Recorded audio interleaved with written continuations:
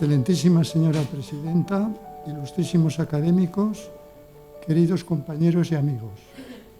Es un privilegio y un placer dar la bienvenida a todos los presentes en nombre de la Real Academia de Medicina de Cantabria. Nos hallamos reunidos en esta sala del Colegio Oficial de Médicos de Cantabria con motivo de la recepción pública en esta Real Academia de Cantabria del académico electo numerario, el ilustrísimo señor don Manuel Antonio González López. Las academias coexisten con las universidades y con otros altos organismos de investigación, como el Consejo Superior de Investigaciones Científicas. Se ha perfilado, por lo tanto, un trípode en el que, en el campo de la alta cultura e investigación, se asienta en tres puntos o en tres entidades. En primer lugar, la misión de enseñar e investigar por parte de las universidades. En segundo lugar, la función de investigación por parte del Consejo Superior de Investigaciones Científicas. Y por último, en tercer lugar, en lo que se refiere a la reflexión e información que proporcionan a la sociedad las academias. Las academias están bajo el alto patronazgo de Su Majestad el Rey y se hallan presentes en la Constitución, el artículo 62, apartado J de la Constitución. La academia es una institución formada por personas. Los académicos no constituyen una mera agrupación burocrática. Son elegidos por sus méritos y excelencia en la investigación y por compartir ideas que valoran y engendran conocimiento. Y el propio Aristóteles ya decía que el todo es más que la suma de sus partes. El fundamento más sólido de nuestra institución debe radicar en el prestigio científico y profesional de sus miembros. De este modo, la academia se engrandece por el esfuerzo conjunto de quienes la componen. Pertenecer a una academia es una señal de excelencia profesional que se adquiere tras un proceso democrático de cooptación. Nos encontramos, por tanto, esta tarde en un proceso trascendente, la elección de un nuevo académico, proceso que se va a desarrollar a continuación. El doctor Marcos González López nació en Astorga, León, en 1970. Fue licenciado en Medicina y Cirugía por la Universidad de Oviedo en 1994.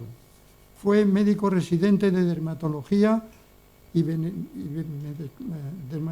médico-quirúrgica y venereología en el Hospital Central de Asturias. Doctor en Medicina y Cirugía por la Universidad de Oviedo, con la calificación de sobresaliente cum laude por su tesis doctoral titulada Conflictos lingüísticos en la semiología dermatológica española actual y su repercusión sobre la comunicación y práctica médica. Posee un diploma de posgrado de gestión clínica por la Universidad Pompeu Fabra de Barcelona. Ha ejercido su actividad profesional como dermatólogo en el Hospital del Bierzo y en el Hospital Marqués de Valdecilla, este último del 2003 hasta la actualidad. Desde el año 2018 ocupa el puesto de jefe de dermatología del Hospital Universitario Marqués de Valdecilla, obtenido por concurso o oposición. Asimismo, desde el año 2021 es vocal de la Comisión Nacional de Dermatología Médico-Quirúrgica y Venereología del Ministerio de Sanidad. En lo que respecta a la actividad docente, es profesor asociado de dermatología de la Universidad de Cantabria desde el año 2013 y profesor responsable de la asignatura desde 2015 hasta la actualidad. Ha sido tutor de residentes en el Hospital Valdecilla de 2004 a 2018.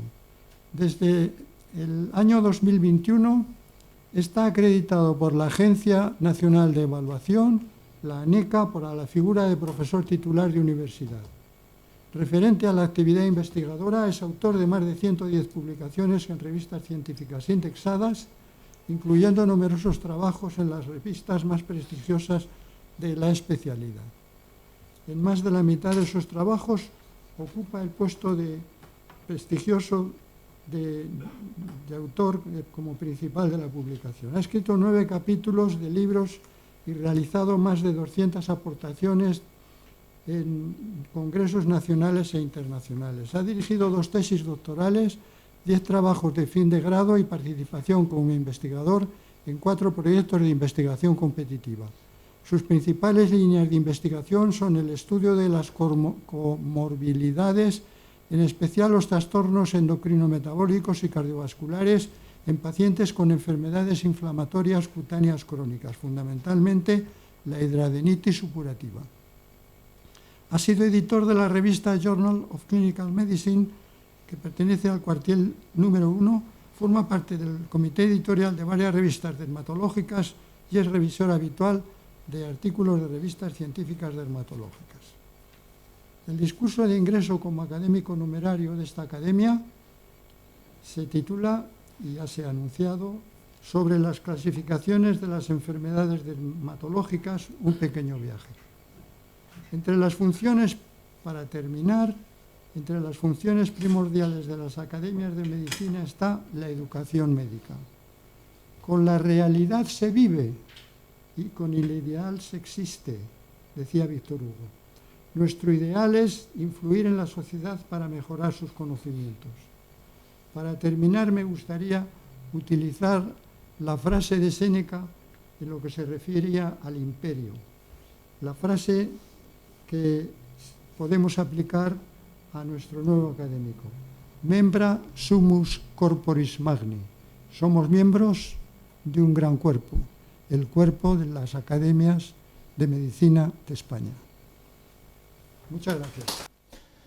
Buenas tardes, excelentísima presidenta, profesora Garijo, excelentísimo presidente, profesor Valbernal, ilustrísimo académico, profesor González Damuño, ilustrísimos académicos de la Real Academia de Medicina de Cantabria, señoras y señores, en primer lugar me gustaría expresar mi más sincero agradecimiento a la excelentísima profesora Garijo, presidenta de la Real Academia de Medicina de Cantabria, y a los ilustrísimos académicos por concederme el honor y el privilegio de poder formar parte de esta noble institución. En especial quiero mostrar mi gratitud al profesor Valbernal, ejemplo para los que hemos trabajado a su lado, de brillantez unida a humildad y una gran generosidad en el trabajo. He tenido la enorme fortuna, durante más de una década, de poder realizar trabajos de investigación con él y también con la doctora González Vela, que aquí nos acompaña. Quiero agradecer a mis padres por todo lo que me han ayudado, por todo el cariño que me han dado, pero especialmente por transmitirme unos valores que para mí son fundamentales a la hora de obtener las metas en la vida, como son el sacrificio, el esfuerzo y la constancia. También agradecer al resto de mi familia, especialmente a mis hermanas, Mayelena, y a mi cuñado Javier, que está aquí, aparte del resto de familia que no se ha podido desplazar.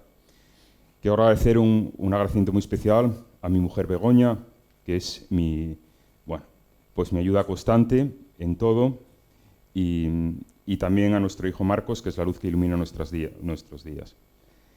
También me quiero acordar, y de forma especial, de la persona que es responsable de que mi vida profesional se ha desarrollado fundamentalmente en Cantabria, que es el doctor Fernández Yaca. Y además he tenido la suerte de compartir con él una parte importante de mi crecimiento personal y profesional. Por último y no menos importante, agradecer a todos los compañeros de mi especialidad, que se lo agradezco personalmente, y también de otras especialidades que hoy han venido a esta presentación, algunos suspendiendo importantes tareas y funciones, lo que agradezco mucho. Y simplemente para terminar, comentar que sé que hay 3 personas que hoy estarían especialmente orgullosas y no pueden estar aquí. Una es mi madre, que por cuestiones de salud no se ha podido desplazar, y otros son mi padre, Matías, y mi suegro Antonio. De todas formas, la tranquilidad, pues estoy tranquilo porque sé que me los imagino sentados en un banco, probablemente de madera, viendo esta presentación en la otra orilla de la asistencia.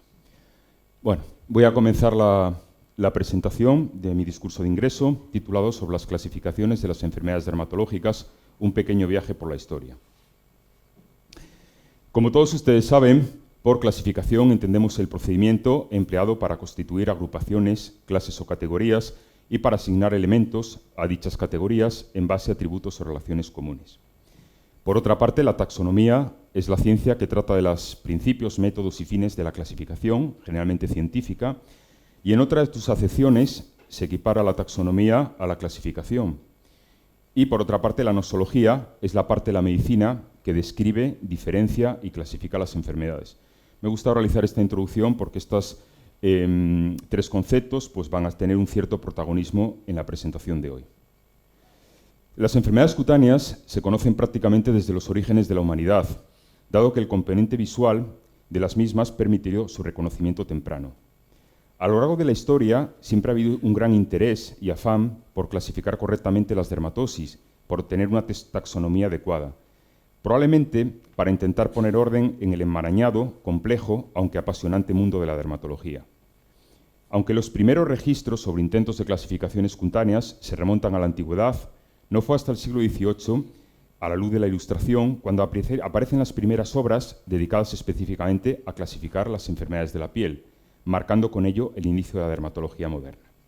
Vamos a realizar un pequeño viaje o paseo por la historia, observando y viendo las diferentes formas de clasificación de las enfermedades de la piel por los diferentes autores y escuelas. Comenzamos con las enfermedades de la piel en las civilizaciones antiguas. En lo que respecta al Antiguo Egipto, se acepta generalmente que durante esta época existió un importante desarrollo de la medicina. Como ya decía Homero, en el Antiguo Egipto había médicos muy sabios que poseían grandes medicamentos.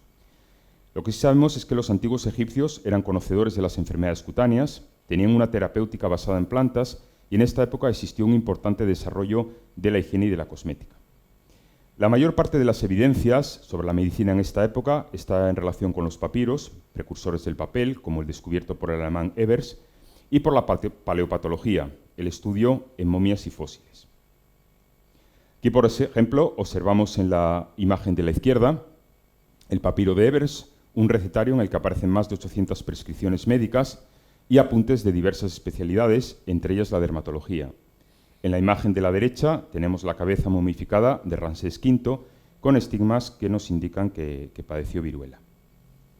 Aquí en la imagen de la izquierda, en este grabado, vemos a la reina Nefertiti que con la mano izquierda está sujetando un pomo de ungüentario y con la derecha se lo está aplicando al faraón. Mientras que en la imagen de la derecha es un ungüentario de alabastro que fue encontrado en la tumba de un faraón y en el que se hallaron restos de un cosmético constituido por la mezcla de 7 aceites vegetales y grasa animal.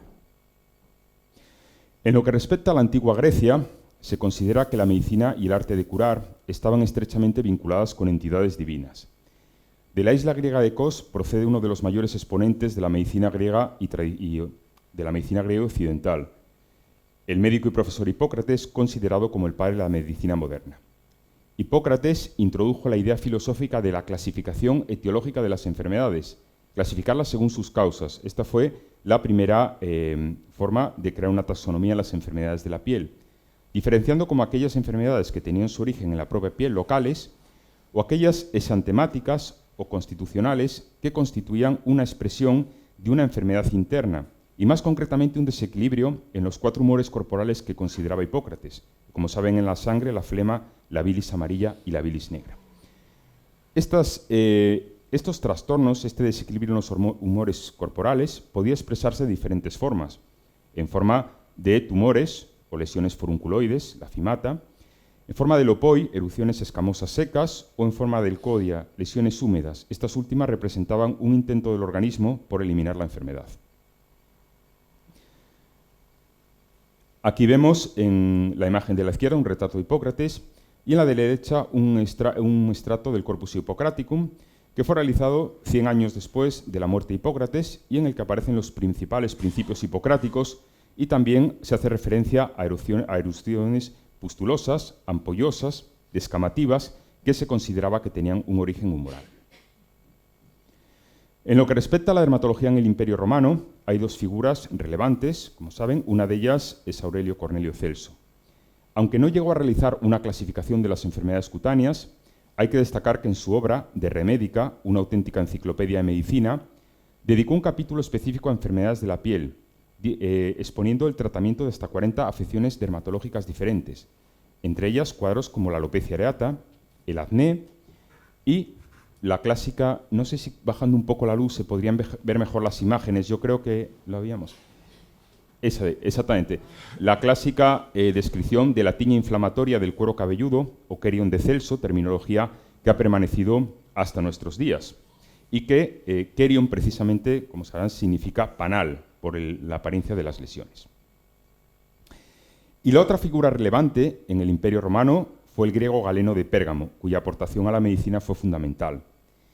Galeno de Pérgamo sembró la semilla del sistema topográfico, otra forma de clasificar las enfermedades de la piel, en este caso según la topografía, la ubicación o la localización, y diferenciaba aquellas lesiones que se localizaban en las zonas pilosas, especialmente en el cuero cabelludo, de las que aparecían en el resto de zonas no pilosas o lampiñas. Esta forma de clasificar según la topografía tendría una amplia difusión y permanecería vigente hasta la segunda mitad del siglo XVIII, al igual que la medicina galénica constituyó la columna vertebral de la medicina hasta los siglos XVIII y XIX. En lo que respecta a la dermatología premoderna, el Renacimiento, como saben, es una etapa histórica en la que en el siglo XVI se pasa de la época medieval a la Edad Moderna. Hubo importantes avances en la medicina y, en el concreto de la dermatología, pues en el conocimiento de la anatomía de la piel y las terapias tópicas, así como algunos intentos rudimentarios de clasificación de las dermatosis. Una figura destacable en esta época fue el griego Hieronymus Mercurialis, que fue profesor en la Universidad de Padua y que fue el autor del primer libro, el primer tratado específico de dermatología, en el que realizó también una clasificación topográfica de las enfermedades según la localización, pero en este caso ya diferenciaba las que afectaban al polo cefálico, a la cabeza, a las que denominaba de forma genérica tiñas, de las que afectaban a otros territorios corporales, erupciones del resto del cuerpo. Y precisamente independizaba la cabeza para diferenciar lo de otros territorios por la importancia que se concedía, ya desde la época de Hipócrates y Galeno, a este territorio anatómico, por ser la sede del sistema nervioso central y los órganos de los sentidos. Como decía en el inicio, realmente, aunque ha habido intentos previos rudimentarios de clasificación, tanto ya por Hipócrates, por Galeno y por Mercurialis, como hemos visto ahora, realmente cuando aparecen las primeras obras o tratados dedicados específicamente a la clasificación de las enfermedades cutáneas fue en la segunda mitad del siglo XVIII, cuando además aparecieron las clasificaciones More Botánico. Las clasificaciones More Botánico consistía en una forma de clasificar las enfermedades de la piel, como ocurre en las plantas en botánica. Esto ocurrió en la época de la Ilustración y fue gracias a las obras sucesivas y complementarias de diferentes autores, siendo Plein, Wieland y Bateman los que más contribuyeron a ello, marcando el inicio de la dermatología moderna. Además, el inicio de la dermatología moderna se relacionó con la costumbre de describir con mayor o menor precisión las alteraciones que las enfermedades producían en la piel, con la aparición del concepto lesión elemental, dejando atrás las teorías humorales e hipocráticas previamente vigentes. Aunque las figuras más relevantes fueron Plein, Wieland y Bateman, hay que destacar que el iniciador de la nosotaxia More Botánico, la clasificación siguiendo los procederes botánicos, fue el médico francés François Bossier de Chabaches. Bossier de Chabaches estaba claramente influenciado por la teoría de las especies morbosas del médico inglés Sydenham, que era una forma de entender las enfermedades como si fueran especies vegetales. En su extensa y exhaustiva obra Nosología Metódica, Chabaches clasificó las enfermedades en clases, géneros y especies, y ya diferenció las primeras lesiones elementales y en función de ellas agrupaba las enfermedades. En concreto eran las máculas, eflorescencias, fimata, excrescencias y quistes. Pero sin lugar a dudas, una de las figuras más relevantes en esta época fue en Suiza, Joseph Jacob Plein, que aunque era de origen húngaro, en Suiza, en Viena, aunque era de origen húngaro, desarrolló prácticamente su actividad en Viena. Plein, que además de médico era botánico, basó su clasificación, utilizó como modelo la obra del botánico sueco Carlos Linneo en la clasificación de los reinos de la naturaleza. La clasificación de Plein era fundamentalmente morfológica. Así, en cada erupción observaba la lesión que era más representativa, a la que denominaba lesión elemental, y a partir de ahí pues creaba las diferentes clases y agrupaba las enfermedades que exhibían estas lesiones similares. Por lo tanto, hemos visto una clasificación inicialmente etiológica, topográfica y la clasificación morfológica de Plein, con la introducción del concepto de lesión elemental cutánea. Aquí veremos la portada de su libro, Doctrina de enfermedades de la piel, y aquí vemos las 14 clases en las que agrupó las enfermedades cutáneas Plein, que aquí las vemos basadas en el concepto de lo que hoy denominamos lesión elemental cutánea. Se hablaba de enfermedades maculosas, enfermedades pustulosas, ampollosas, descamativas, y tenía una serie de enfermedades que eran de difícil agrupación y que incluyó en las últimas 4 clases, concretamente las de causa externa, causadas por insectos, lo que denominamos insecta cutánea, por las heridas, la vulnera cutánea, y luego a la afección de las uñas y de los pelos, del pelo, que denominó respectivamente morbiungium y morbipilorum. Indudablemente, este inicio de la clasificación morebotánico, de las clasificaciones morfológicas, tuvo una gran representación, tuvo una gran influencia sobre la escuela británica de dermatología, representada fundamentalmente por Robert Whelan y su discípulo Thomas Bateman, aparte de su discípulo, su autobiógrafo. Whelan es considerado de forma general como el padre de la dermatología británica y para muchos uno de los más grandes dermatólogos. Indudablemente es una figura de la dermatología. Desde su inicio mostró una gran inquietud por obtener una precisión en el lenguaje. Lo que buscaba Whelan era fundamentalmente una terminología uniforme y precisamente, como decía Bateman, lo que le condujo a esto fue la vaguedad y confusión previamente existente en las definiciones dermatológicas, en las clasificaciones. Aparte de la clarificación de la terminología dermatológica, en su clasificación de las enfermedades cutáneas, como decía su discípulo y autobiógrafo Bateman, estaba claramente influenciado por la clasificación previa de Plein, pero sin lugar a dudas la mejoró sustancialmente. Clasificó las enfermedades cutáneas también según criterios morfológicos, agrupando según la lesión elemental que estas enfermedades presentaban de forma común, pero a diferencia de Plein, que solo se basaba en la lesión en el momento de la exploración, Whelan concedía gran importancia a la evolución temporal de las mismas. Consideraba que las lesiones también tenían futuro y por eso introdujo también los criterios evolutivos. Clasificó las dermatosis en órdenes, a su vez en géneros y en formas. Y estos fueron los 8 órdenes en la obra conjunta, que hablamos en la obra de Whelan y Bateman, como ven aquí, todo lesiones elementales aceptadas en la actualidad de forma general. Y aquí vemos pues, las entidades que se agrupaban en cada uno de los órdenes. Por ejemplo, en el caso de las pápulas tenemos el líquen o el prurigo, en el caso de la escama o enfermedad escamativa, la psoriasis o la pitiriasis, en el caso de las vesículas, la varicela o herpes. Vemos cómo agrupaba las diferentes entidades nosológicas en función de la lesión elemental común que exhibían, una clasificación puramente morfológica. Y como tributo a Plein y a Bateman, voy a poner algunas descripciones para que veamos la precisión de las lesiones elementales y podamos ver simultáneamente la imagen. Por ejemplo, en este caso, el orden 1, una pápula, una elevación cutánea muy pequeña y acuminada, con una base inflamatoria, raramente supura y generalmente termina en escama. Aquí ya se añadía la evolución de la lesión. Y aquí vemos lo que hoy característicamente, pues, lesiones pápulas, aplanadas, poligonales, violáceas y brillantes, características del líquen Ruber plano. En este caso, el orden 2, la escama, vemos la precisión de la descripción, una lámina mórbida de cutícula dura, engrosada y blanquecina, para conocer esta escama blanquecina y nacarada que en un caso típico de una psoriasis en placas. Las pústulas, una elevación de la cutícula de base inflamada y que contiene pus. Es una descripción precisa, exacta, en este caso se trata de una foliculitis.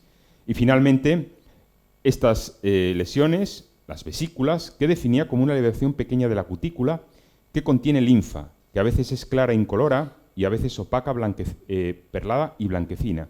Se sigue por una escama o por una costra laminar. Estas vesículas agrupadas en racimo que corresponden a un herpes simple. Y en esta imagen de la obra de Whelan y Bateman se trata de, vemos vesículas y vemos pústulas en un caso de un herpes zóster. Y al hablar de clasificación de las enfermedades cutáneas, es indudable hablar de la literatura francesa, es indiscutible. Y sobre todo una de las grandes figuras, como fue Jean-Louis Salibert. Jean-Louis Alibert comenzó su actividad profesional en el Hospital Saint-Louis de París en el año 1801. En aquella época, el hospital era conocido por los médicos parisinos como el Hospital de los Ulcerosos, porque en él ingresaban pacientes con diferentes afecciones crónicas, consideradas crónicas incurables, como las tuberculosis cutáneas, la lepra, la sífilis, las tiñas, micosis cutáneas. Había un gran volumen de pacientes. Muchas veces tenían incluso que compartir lecho, y estas enfermedades no estaban diferenciadas. Estamos hablando de la Francia, de la época de la Francia próxima a la Revolución, en la que el terror, el hambre y la miseria asolaba las calles de París, lo que, unido a unas condiciones higiénico-dietéticas deficientes, favorecían la transmisión de estas enfermedades infectocontagiosas.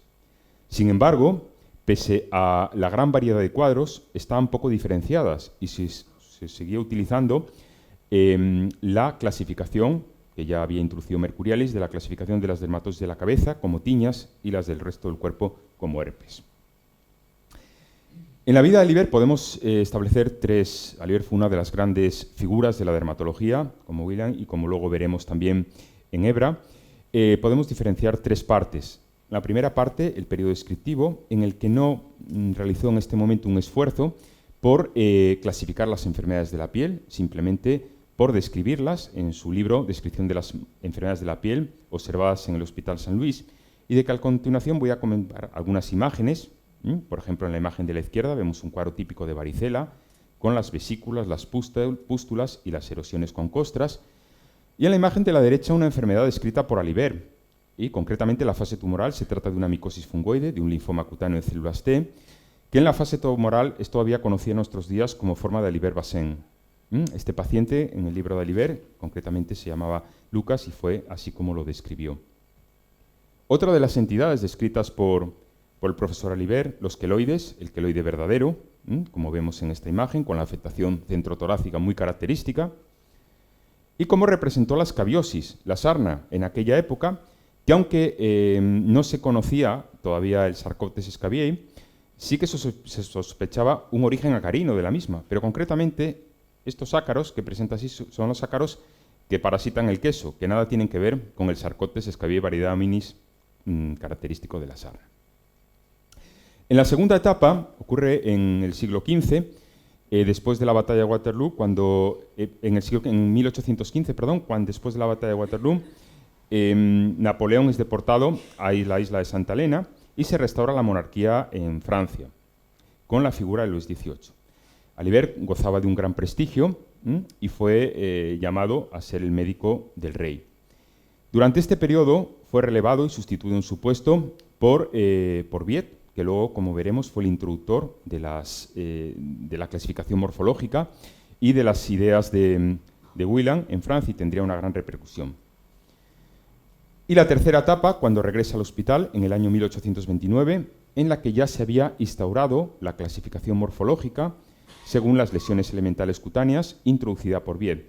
Sin embargo, Alibert era contrario a esta clasificación. De hecho, creía que no era correcto clasificar solamente las enfermedades de la piel según su apariencia externa. Y en ese sentido, para él lo fundamental era establecer lo que llamaba el método natural. Curiosamente, contrario a los botánicos, pero también consideraba, tenía una gran afición por las plantas y relacionaba mucho las enfermedades con ellas. De esta manera, Alibert decía que las enfermedades de la piel son como las plantas. Conviene relacionarlas y compararlas, ya que no forman una serie continua en el sistema de la naturaleza. En el año 1829 presenta su clasificación, el famoso árbol de las dermatosis, en las que el tronco representa la piel, las 12 ramas, las familias de las especies morbosas, las diferentes familias de las enfermedades, y los vástagos, cada una de la entidad nosológica referida en concreto. Esta fantasiosa y pintoresca representación de la clasificación de las enfermedades cutáneas, propia del carácter brillante y meridional de Alibert, estaba sin lugar a dudas basada en el árbol de las fiebres, que el italiano Francesco Torti había presentado casi un siglo antes para agrupar aquellas enfermedades que tenían como síntoma común la fiebre. Sin embargo, a la hora de agrupar las dermatosis en las diferentes familias, Alibert utilizaba criterios muy variados. En algunos casos, la forma de las lesiones, el color, la localización, incluso la sintomatología, lo que hacía que en cada familia incluyera entidades que nosológicamente estaban muy alejadas. Era una clasificación muy compleja que defendió de todas las formas posibles. Por ejemplo, en las dermatosis eczematosas incluía cuadros tan distantes nosológicamente como una infección cutánea, erisipela y una enfermedad como el pénfigo, o por ejemplo dentro de las dermatosis heteromorfas, cuadros como las verrugas, la ictiosis, los nevus o las aftas, dentro de la misma familia. El árbol de las dermatosis le generó más que un disgusto al profesor Alibert y lo defendió de todas las formas posibles, aunque sí que es verdad que fue perdiendo cada vez más adeptos en favor de la mayor potenciación de la clasificación morfológica incluida por Viet, y se fue diluyendo esta clasificación del árbol de la dermatosis después de su muerte. Como decía, fue Viet, discípulo predilecto de Alibert, el que introdujo la clasificación morfológica en el Hospital de San Luis, y esto generó en aquel momento un enfrentamiento entre los partidarios de esta clasificación y los del árbol de las dermatosis. Además, a Viet lo conoceremos clásicamente porque describió el collarete de Viet, este collarete que circunda las lesiones características de la sífilis secundaria, de las pápulas de la sífilis secundaria, con la característica afectación los clavos plantares. Y discípulo de Viet fue Cazenave, que también defendió el modelo morfológico de su maestro y lo expuso en su obra Resumen práctico de las enfermedades de la piel. Aquí vemos, es una clasificación basada en la lesión elemental, morfológica, y que agrupa las lesiones pues, de forma similar a lo que habían realizado Whelan y Bateman. ¿Qué ocurrió? Que cuando ya estaba introducido el sistema morfológico, aparece una figura también de la dermatología, un dermatólogo extremadamente una referencia, como fue Bazin en Francia, cuyas ideas eran contrapuestas al localismo y al aspecto morfológico. Bazin consideraba fundamental que no se podía basar una clasificación en el aspecto externo, en la morfología. Había que buscar la causa. Y por ello había que regresar a la medicina, a los principios humorales hipocráticos. Para Bazin, la erupción cutánea representaba un estado patológico íntimamente ligado al paciente, y entendía que la enfermedad era un estado del hombre, no un estado, un conjunto del hombre, no de las diferentes partes de su cuerpo. Para Bazin, las enfermedades cutáneas no existían, solamente aquellas que eran causadas por un agente externo. Así, diferenciaba las de causa externa, que eran producidas por un traumatismo, una herida, o parásitos animales y vegetales. Y las enfermedades de causa interna, realmente las erupciones eran la expresión o la manifestación de una enfermedad general. Y así aparece la doctrina de las diátesis. Realmente la diátesis significa la predisposición que tiene un individuo a presentar una enfermedad. Y la teoría de la diátesis lo que rezaba era que la enfermedad se producía cuando se rompía un equilibrio existente en un individuo predispuesto. Realmente estas diátesis podían después de transmitirse de generaciones a generaciones, y las fundamentales eran la herpética, la escrofulosa, la artrítica y la sifilítica. Así, un eczema realmente era un eczema artrítico, sifilítico, escrofuloso, según la diátesis que tuviera el paciente, según esa predisposición a desarrollarlo. Además, Bazin, como decíamos, fue una grande de las figuras de la dermatología, y entre otros cuadros, pues, la vasculitis nodular, una paniculitis lobulillar con vasculitis, con lesiones, sobre todo en cara posterior de piernas, nodulares inflamatorias, y con un signo que los clásicos conocen como el signo de Hutchinson, que es una descamación también en collarete de las lesiones.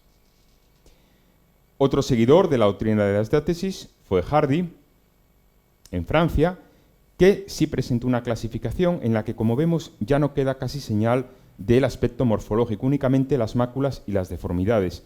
Es una clasificación puramente nosológica en la que se considera ya a las enfermedades dermatológicas como entidades propias, aquí los vemos, escrofúlides, sifílides, y con la base de la doctrina de la diátesis.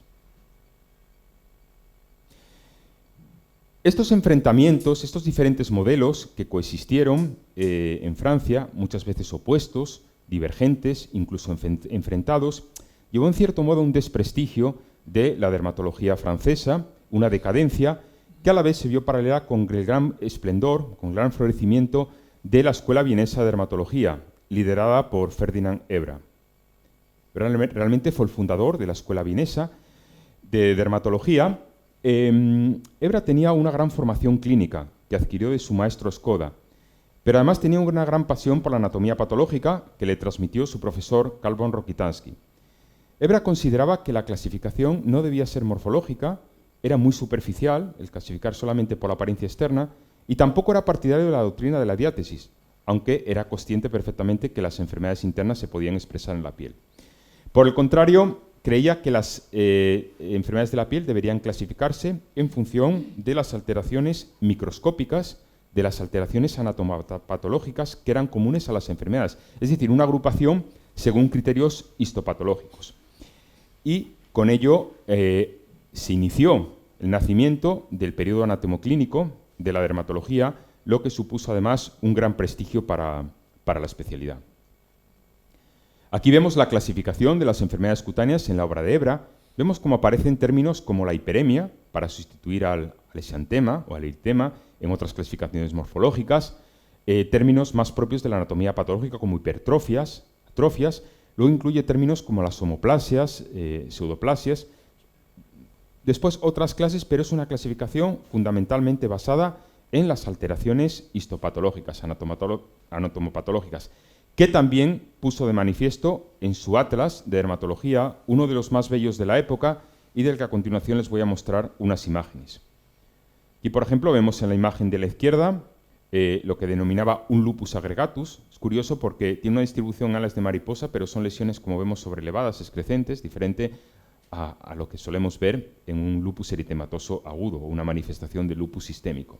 La derecha es una imagen de lupus cutáneo crónico que fue descrito inicialmente por Ebra. En la imagen de la izquierda, un lupus vulgar de etiología tuberculosa, y en la imagen de la derecha, una imagen del rinoscleroma, que fue otra de las entidades descritas por Ebra, esta enfermedad causada por la Klebsiella rhinoscleromatis. Dos imágenes referentes al herpes zóster, un herpes zóster torácico y craneal, como vemos aquí, afectando también a la región facial. Y esta imagen de una psoriasis en la forma ostrácea, con esa escama tan blanquecina. Yo creo que son unas imágenes de una gran belleza. Ebra decíamos que era otro de los tres grandes de la dermatología, junto con Wieland y con Alibert, considerados clásicamente. Describió un gran número de enfermedades. Estableció la etiología de la sarna de forma casi paralela a lo que lo hizo Bazin en Francia y, como digo, fue una de las máximas autoridades y un referente mundial de la dermatología, con la escuela vienesa de... Dentro de las enfermedades que describió, pues el eritema sudativo multiforme, con las imágenes características en diana o escarabela, como vemos en la imagen, el prurigo, y también la tiña cruris, la tiña inguinal, que ha llegado también a nuestros días como eczema marginado de Ebra, algo que todavía médicos clásicos ponen en sus historias para describir esta infección por dermatofitos de la región inguinal. Seguidor, discípulo y yerno de Ebra fue Moritz Kaposi, que fue también un difusor, una figura importante en la escuela vienesa de dermatología. Después describió importantes cuadros, sobre todo es conocido por el sarcoma múltiple idiopático pigmentado o sarcoma de Kaposi. Aquí vemos a Kaposi presidiendo el segundo Congreso Mundial de Dermatología. A su derecha está Hardy, que fue el presidente del primer congreso. Y aquí vemos a este señor que es Neisser, el descubridor de la Neisseria. Dentro de los cuadros que describió Kaposi, la erupción variceliforme de Kaposi está primoinfección diseminada por el virus del herpes simple tipo 1 y, sobre todo, conocido por estos tumores violáceos que representan el sarcoma de Kaposi. Y otra figura también relevante de la escuela vienesa de dermatología fue el profesor Una, que fue el autor del primer tratado de dermatopatología. Además, realizó importantes investigaciones sobre el estrato granuloso de la epidermis y describió las primeras alteraciones histopatológicas de la piel, la acantosis, espongiosis y la degeneración balonizante. Otro aspecto importante a la hora de las clasificaciones cutáneas y como figura de la dermatología fue la figura de Louis Braque en Francia. Como saben, el positivismo es una etapa histórica que va desde el año 1850 al 1914 y en el que hubo importantes avances en diferentes aspectos de la medicina, consiguiendo con ello un importante desarrollo de la ciencia y de la patología moderna. En este periodo destaca sobre todo la figura de Louis Brock, que fue el autor principal de una enciclopedia de dermatología, La práctica dermatológica, en 1900, junto con otros reputados autores como Besnier o Jacquet. En esta obra, los autores intentan implantar los grandes avances en la etiología y en la patogenia, en los mecanismos, y se plantean clasificar las enfermedades mediante la patogenia, los mecanismos patogénicos, los mecanismos que causan las enfermedades. Sin embargo, son conscientes de que muchas de estas entidades, la patogenia no se conoce, por lo que finalmente realizan algo curioso, que es una clasificación siguiendo un ordenamiento alfabético, que a pesar de la curiosidad en un inicio, pues tuvo una gran difusión y fue adoptada por otros países, por ejemplo en Estados Unidos, que es otra de las formas de clasificar las enfermedades que no habíamos visto, la clasificación en orden alfabético. Años después, Brock plasmó en otra obra lo que denominaba la nosología evolutiva, con claramente una evidencia clara de la influencia de la doctrina de las diátesis de Bazin, diferenciando entidades mórbidas verdaderas de causa externa y estados mórbidos procedentes del mismo paciente, es decir, no es que la erupción constituía una manifestación de una enfermedad interna, una enfermedad sistémica. Y aquí vemos el método gráfico de Brock, que nos da la idea cuando hablamos del enmarañado, de la compleja, y las relaciones patogénicas que se establecían entre las diferentes entidades, como vemos en esta imagen.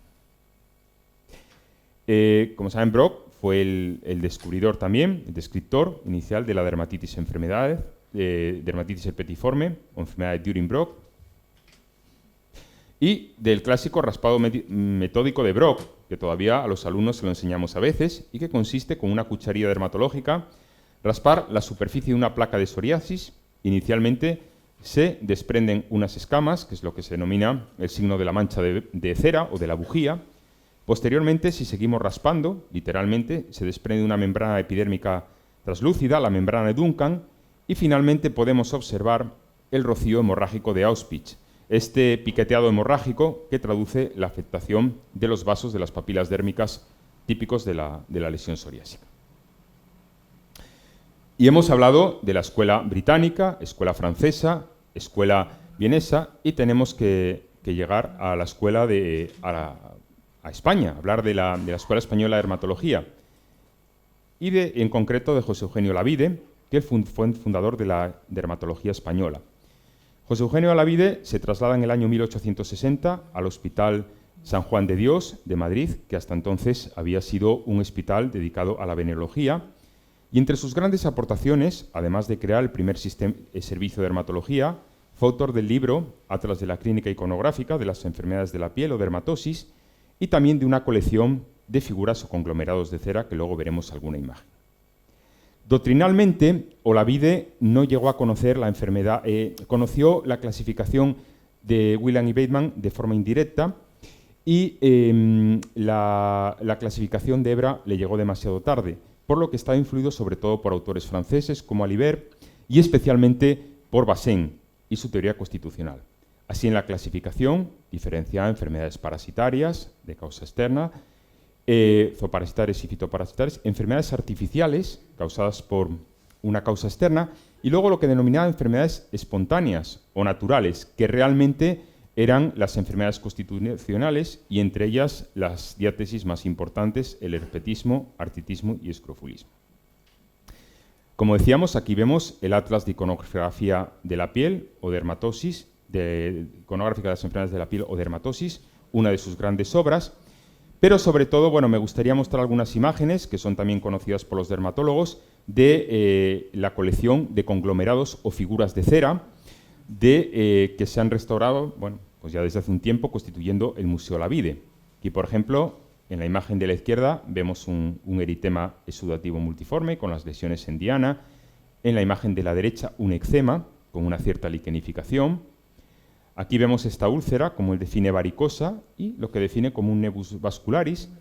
Y en esta imagen de la derecha, un aneurisma de aorta ascendente, que como se sabe es clásico de la sífilis tardía, por afectación de los vasa vasorum, y que en este caso está protrudiendo, llegando a producir una erosión del esternón y incluso de la clavícula. Es una imagen que, por la edad del paciente y por la imagen, pues se considera que es un aneurisma de aorta ascendente. la representación del acné en la obra de la vide, de la rosácea, lesiones tumorales, un cuerno cutáneo, como vemos, un carcinoma vasocelular cerebrante en el que adivinamos su borde ligeramente brillante y traslúcido, una lepra, y esta imagen de la derecha, que es una enfermedad que los dermatólogos nunca debemos olvidar, que se trata de una lepra, perdón, de una pelagra, y que aquí es donde voy a conectar precisamente en esta enfermedad. Hemos visto autores extranjeros que habían descrito enfermedades, pues aquí tenemos la enfermedad de Casal, que era originario de Gerona, pero que desarrolló gran parte de su vida profesional en Asturias, y así queda reflejado en el libro Historia Natural y Médica del Principado de Asturias. Casal describió esta enfermedad en campesinos que se alimentaban fundamentalmente de maíz, que es pobre en vitamina B3, niacina y en triptófano, y que desarrollaban esta dermatosis fotosensible, acrolocalizada, y también con el característico collarete de Casal. Esta enfermedad que Casal la definió como el mal de la rosa y que recibió otras denominaciones, como fue, por ejemplo, el escorbuto de los Alpes o la lepra asturiensis, y que siempre tenemos que tener en la cabeza, incluso en la época actual. Y ya enlazando con esta imagen que me cedió el doctor Yaca, del doctor Augusto Navarro Martín, que probablemente conocerían a su hijo, que fue jefe de dermatología hasta el año 2003, el doctor Octavio Navarro, y las importantes aportaciones que realizó en el campo de la sífilis. Todavía me comentaba el doctor Yaca el otro día hablando cómo a veces solicitaban, entre otras pruebas serológicas, la prueba de Navarro Martín, una prueba para el diagnóstico de la sífilis. Además, su tesis doctoral también la hizo sobre el tratamiento. Y ya brevemente nos introducimos en las clasificaciones del siglo XX. Destacarán también las escuelas europeas, aunque hay que señalar que hay un hecho que produjo un importante cambio en la dermatología. Con la llegada de los nazis al poder, los médicos de ascendencia judía fueron desprovistos de su licencia para ejercer por las disposiciones antisemitas. Hay que considerar que en esta época, en el año 1938, cuando tiene lugar la trágica y desgraciada Noche de los Cristales Rotos, aproximadamente el 70% de los dermatólogos en Viena eran judíos. Muchos de estos dermatólogos iniciaron el exilio, fundamentalmente a Estados Unidos, hacia figuras muy relevantes como Pincus, el descubridor descriptor del fibroepitelioma, Leber, Jesner, Rothman, que crearon las nuevas escuelas americanas de dermatología. Otros que no emigraron, pues murieron en campos de concentración nazi. En el siglo XX destaca sobre todo la obra de Darier, publicada en el año 1936, La nueva práctica dermatológica, en la que intenta, a diferencia de la obra previa propuesta por Brock, clasificar ya las enfermedades, decía que una clasificación alfabética pues que implicaba una confesión de ignorancia. Entonces busca clasificar las enfermedades siguiendo sobre todo la patogenia, la etiología y en aquellos casos en los que no se podía, pues otros criterios. Darier fue, como saben, el descriptor de la disqueratosis folicular o enfermedad de Darier-White y otros cuadros como el dermatofibrosarcoma protuberans o el signo de Darier en los mastocitomas.